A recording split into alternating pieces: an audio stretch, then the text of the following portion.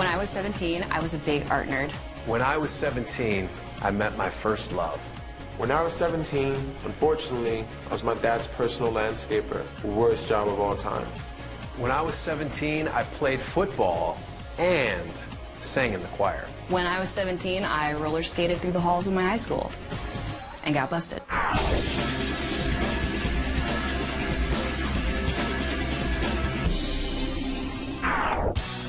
Evanescence lead vocalist Amy Lee broke onto the scene in 2003 with the band's debut album, Fallen, which sold 17 million copies worldwide and earned them 2 Grammy Awards.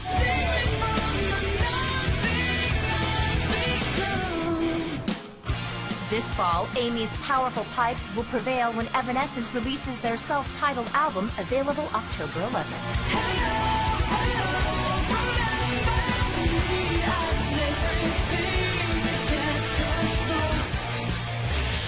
But what were Amy, Chris, and Theophilus up to before they were dominating our DVRs and party playlists? Back when they were conducting the choir, falling in love, and stealing their dad's sneakers? Your tender teenage years might not be as different from theirs as you may think. So let's take a look back at what they were like when they were 17. When I was 17, I was a teeny bit of a loner, not in a I don't like anybody way, but I was an artist. I loved art class and choir. I was kind of a nerd. Yep. I went to high school in Little Rock, Arkansas, and my school was a college preparatory school called Pulaski Academy. It's all about the preppies and their Birkenstocks and their tucked-in shirts and their brown belts. And I didn't want to be that. The way she dressed was definitely a little bit different. Her clothing tended more towards a grunge sort of style. It was definitely more like jeans and an 80s t-shirt. When I was 17, our school had really slick floors. There was like this really big hall, and it's perfect for roller skating. It's just like the halls are empty when people are in class. And if it's just study hall or art or whatever, then why not go for a little skate? I don't know why I thought that that would be good. So I was skating by myself, total nerd, and some other teacher was like in the hall, like skated by, and she was like, "Detention!" It was a little bit of a big deal. She got in trouble, and Amy typically never got in trouble. And actually, one of my art pieces after that was her getting skated over by a giant skate.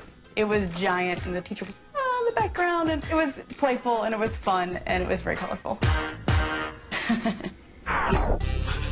When I was 17, I was a big creative person. I was choir president, you know, so I did the all-state. And being an all-state choir definitely was a very cool, coveted thing if you're a big choir nerd like me. By my senior year, I talked to my choir teacher and told her that I'd written a choir piece and that I would love to show it to her, and I gave her the sheet music, and she said she loved it and that I should direct it. I really loved that. She was really excited. It was a first for her. It was a first for this school. I was definitely more nervous directing than I would have been if I was just one person in the choir. But we had a few months to rehearse the song, so, you know, every day when we go to choir class, we'd work on that one. And my teacher was so supportive and so cool to me and really pushed me to do even more than I was asking to do, because I wasn't asking to step up in front and direct the choir, but she wanted me to.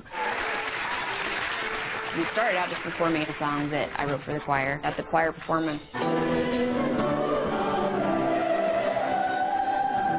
And everybody liked it so much that they asked us to do it at graduation too. So that was really, really special. The whole audience gave her a standing ovation, and she was just overwhelmed by it, and at the end, it was magical. I definitely felt like I started out at that school the underdog in a lot of ways. And by the time we got to that ending moment with graduation, I just felt somewhat accepted, you know, and just like, hey, it's cool to be different, it's cool to be an artist, it's cool to do your own thing and not be like everyone else. Okay, kids, it's time for your first pop quiz. Whose mom got them out of a speeding ticket when they were 17? Was it Amy Lee's, Chris Klein's, or Theophilus London's? Find out when we come back.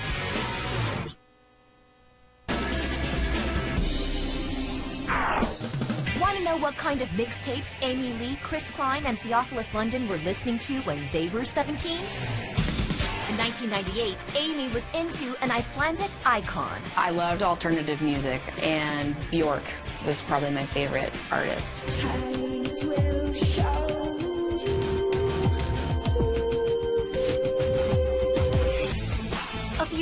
earlier, okay guys, it's quiz time again. Who missed the announcement that they had been nominated for homecoming court when they were 17? Was it Amy Lee, Chris Klein, or Theophilus London? The answer and more after the break. Time to take a look at what Amy Lee and Theophilus London were tuning into back when they were 17. In 1998, Amy was relating to a certain sharp-witted teenager. Daria, I loved. That was one of my favorite shows. I really related to her cynicism, and I loved her art friend. I think I identified more with her, actually. Wow. License to drive. The grotesque picture makes it official. When I was 17, I went to this cliquey private school, and the people that get on homecoming court are the cheerleaders, you know, popular girls. That wasn't me. I was the art nerd. So they announced who's going to be on homecoming court at like 10:30 break, like out in the courtyard. And I spent a lot of time alone, so I wasn't in the courtyard with everybody else. I was like in the cafeteria getting a snack or something. And my friend ran back to the cafeteria. I was like literally like pushing the button on like a bag of chips or something. And he was like, you got on homecoming court. They just called your name and you weren't there. You're supposed to be there to collect your rose. And I was like, what? I was like, you're pranking me. Want to know what kind of mixtapes? Well, they're like, no, really, like, they really did. You have to come right now. So I went with them, and for whatever reason, people voted for me to be on homecoming court. Amy was into... No, really, like, they really did it. You have to come right now. So I went with them, and for whatever reason, people voted for me to be on homecoming court. I just felt shocked. I was really surprised, and I thought it was maybe a joke or something. But it made me feel happy about my classmates. She was excited about it later, probably secretly. She wouldn't want you to know that she was really excited, but you could tell. Of course, at homecoming, I wore all black, did my own hair. I did some weird, like, medieval braid thing around, like a braid headband. It was very me. I did that stuff a lot. Oh, my parents loved it, of course. Oh, our little golden girl. My dad walked with me during the court ceremony thing. That's what you do. It was so anti-Amy, but she played the part well, and I think she truly enjoyed it. Me and my friends, we kind of thought it was hilarious, honestly, but really cool. I wasn't homecoming queen, but I was on homecoming court. Okay, guys, time for your last pop quiz. What flea market find did Amy Lee miss out on when she was 17? Was it a Care Bears lunchbox, a Ninja Turtles t-shirt, or a Rainbow Bright blanket? Get the scoop when we come back.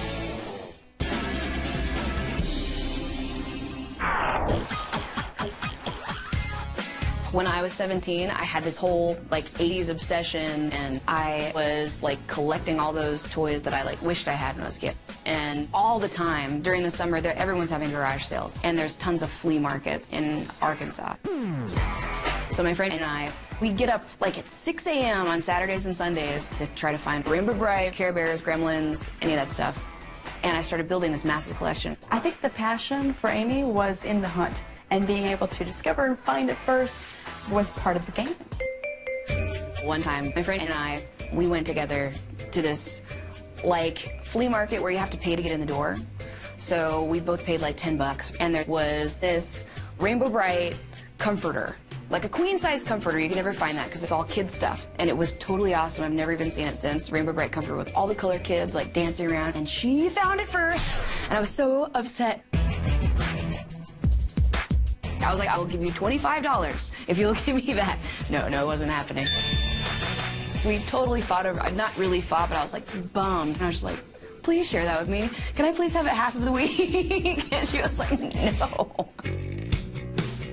It's funny now, actually, I have all that stuff in my studio where I work and write and stuff. It's all kind of Victorian looking, but then it's also covered with Rainbow Bright dolls and Care Bears dolls and 80s memorabilia, because it feels like high school. It feels like, you know, the old me.